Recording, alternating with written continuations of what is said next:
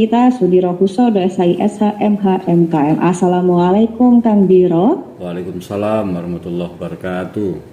Apa kabar? Baikpun. Alhamdulillah. Bagaimana kabarnya Kang Biro hari ini? Sehat, alhamdulillah. Alhamdulillah, luar biasa. Kang Biro sempat ke Lumajang kah kemarin? Belum, hanya partisipasi di NU Care saja. Alhamdulillah. Nah, ini rame ya. Banyak sekali ya Kang Biro pengepul ya, mengumpulkan dana, mengumpulkan bantuan untuk korban bencana terutama di Semeru konsentrasi kita kali ini. Tapi yang kalau hal-hal tersebut itu kan sudah biasa, maksudnya pasti empati masyarakat itu besar ketika ada yang korban bencana maupun hal-hal yang terkait butuh bantuan. Tapi nada sumbingnya lagi-lagi nih soal korupsi. Baru kemarin kita memperingati Hari Anti Korupsi ya, Kang Biro. Ya. Sekarang kita membahas tentang korupsi dana bencana. Saya jadi ingat kasusnya ini Kang Biro, batubara ya, Dong. Ya, Menteri Sosial, mantan Menteri Nah Sosial itu ya. Diambil 10.000 ya, akhirnya kena hukuman dan masih minta diperingan juga. Ya. Tapi kita tidak akan membahas masalah itu. Berkaca dari masalah itu Kang Biro, bagaimana dengan korupsi dana bencana ini sebenarnya kok bisa sih terjadi, dana bencana kok bisa dikorupsi, itu gimana Kang Biro? Ya, ini kan begini ya. Empati masyarakat kita itu luar biasa ketika terjadi sebuah musibah di tanah air, ya kan, maka masyarakat, ormas ya, organisasi sosial kemasyarakatan macam-macam itu kan pada menggalang dana semuanya begitu, ya kan. Ada yang betul-betul memang menggalang dana untuk kepentingan para korban, ada juga yang mungkin bisa jadi epok-epok gitu kan ya. Jadi lah ini, tapi kita husnudon saja bahwa masyarakat itu memang punya rasa empati yang luar biasa. Ormas-ormas itu juga punya empati yang luar biasa ketika terjadi sebuah musibah bagi sesama umat manusia. Ini tidak bicara lagi soal agama tetapi seluruh warga negara, ya kan, maka mereka berbondong-bondong untuk berempati sekaligus bersimpati sehingga melakukan aksi-aksi untuk menggalang dana bantuan gitu ya. Jadi menurut saya sih itu tidak dimiliki oleh negara lain ya. Negara Indonesia itu luar biasa. Kalau kita lihat di Amerika, maka sumbangan dana itu semuanya itu dilakukan oleh pemerintah. Mungkin juga beberapa negara sahabat gitu ya. Tapi kalau Indonesia ini luar biasa.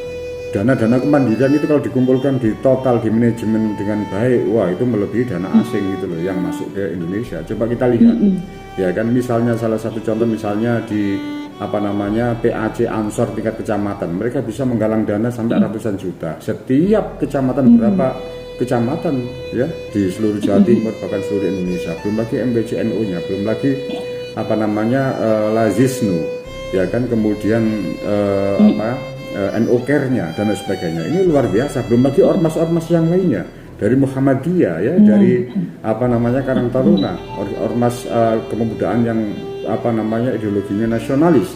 Nah, itu kan luar biasa. Makanya sebenarnya ini ada tugas pemerintah untuk mengayomi, untuk untuk mendata lah minimal gitu ya, biarpun tidak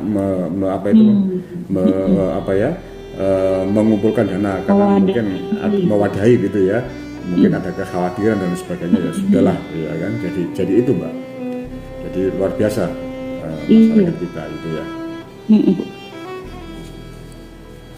Berat gini Kang Biro, karena yang jadi agak bikin rumit ya, karena relawan atau dana yang dikumpulkan secara sukarela ini kan posnya banyak ya Kang Biro ya, tidak hanya dari misalnya dari NU atau Muhammadiyah atau dari Karang Taruna tadi, tapi juga di jalan-jalan saya lihat banyak mengumpulkan lewat kota-kota. Ada juga yang pertanyaannya itu nanti benarkah uang itu akan digunakan untuk bencana, nah atau jangan-jangan itu hanya mengatasnamakan bencana, khawatirnya kan begitu kan ya. Itu makanya akhirnya perlu betul.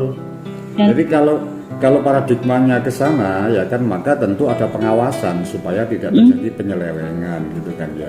Jadi dana-dana yang dipungut dari masyarakat itu, kalau masyarakat, maka konteksnya itu kan dana masyarakat ya kan, maka itu bisa masuk misalnya ya, pengumpulan sumbangan itu jumlah totalnya ya, kalau dikumpulkan berupa uang gitu ya, misalnya 1 miliar gitu ya, ternyata yang disampaikan itu cuma 500 juta, yang 500 juta itu dibagi-bagi panitia gitu ya. Maka ini harus ada pengawasan ketika terjadi indikasi seperti itu, dugaan adanya tindak pidana kayak semacam tipu gelap seperti itu, maka ini masuk ranahnya adalah ranah pidana umum gitu ya. Jadi bukan pidana korupsi gitu. Karena pertama adalah pelakunya adalah masyarakat, yang kedua dana yang dihimpun adalah dana masyarakat, kecuali yang menghimpun itu adalah pemerintah ya. Maka pungutan-pungutan liar yang dilakukan oleh ASN, oleh aparatur negara ini bisa ditarik ke pidana korupsi. Jadi itu Mbak. Jadi kalau yang kayak tadi disebutnya pidana umum, yang disebut pidana korupsi yang dilakukan oleh siapa kan? Kalau pidana korupsi itu dilakukan oleh para ASN, pejabat negara, ya pegawai negeri, ya. Tetapi kalau pidana umum itu menarik iuran dari masyarakat kemudian digunakan sendiri, maka itu masuk deliknya adalah delik pidana umum gitu ya. Nah pasalnya adalah 378, 372, penggelapan dan penipuan. Jadi itu Mbak. Jadi beda, saya baru tahu ini kalau beda.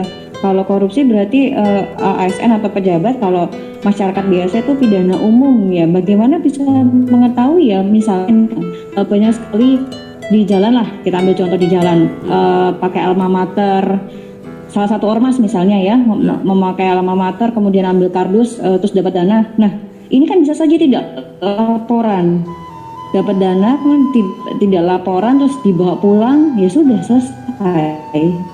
Jadinya tapi masyarakatnya tidak tersalurkan akhirnya. Yang seharusnya mengawasi itu siapa ya Kang? Seharusnya pertama yang paling utama adalah masyarakat. Yang kedua adalah pemungutan sumbangan dari masyarakat itu mestinya mendaftar dulu ke kementerian atau dinas sosial gitu, ya kan? Jadi itu. Cuman kadang-kadang mungkin ribet dan sebagainya, urusan kebaikan kok masih ada birokrasi, ada prosedur dan sebagainya. Birokrasinya itu. Maka sesungguhnya ya kan terkait dengan masalah ini mestinya pemerintah dinas sosial itu juga proaktif untuk melakukan pendataan.